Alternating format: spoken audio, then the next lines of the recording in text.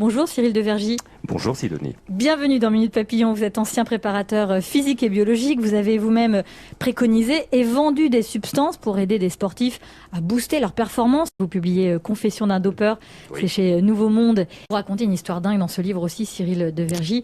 En 1994, la gymnaste russe Olga Kovalenko raconte que ses entraîneurs lui ont demandé de tomber enceinte avant une compétition. Pour quelle raison ? Ils lui ont pas demandé, ils l'ont exigé. Ils l'ont exigé, puisque elle-même explique que si elle n'était pas tombée enceinte, en réalité, avec toutes les conséquences, là encore une fois physiologiques que ça implique, elle n'aurait pas eu le droit d'aller au jeu.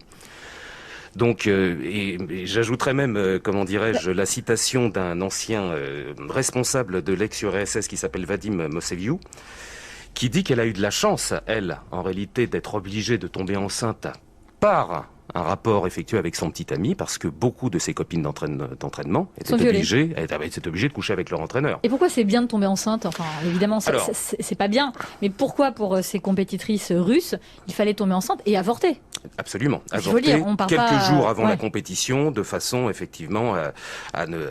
Pourquoi ? C'est parce il y a un taux de progestérone assez... Tout à fait, d'estrogène également, ainsi que de progestérone. Vous allez avoir en réalité un taux d'estrogène qui va être multiplié par 20 durant cette période.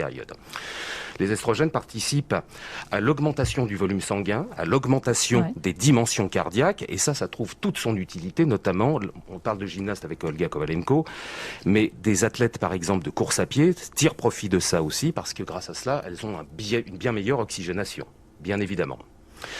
Deuxièmement, les estrogènes participent également dans une certaine mesure à l'anabolisme musculaire, ainsi qu'à la calcification osseuse. Donc là aussi, on en tire un avantage. Solides. Tout à fait. Parallèlement à cela, vous allez avoir effectivement l'augmentation du taux de progestérone, qui lui se voit multiplié par 1000.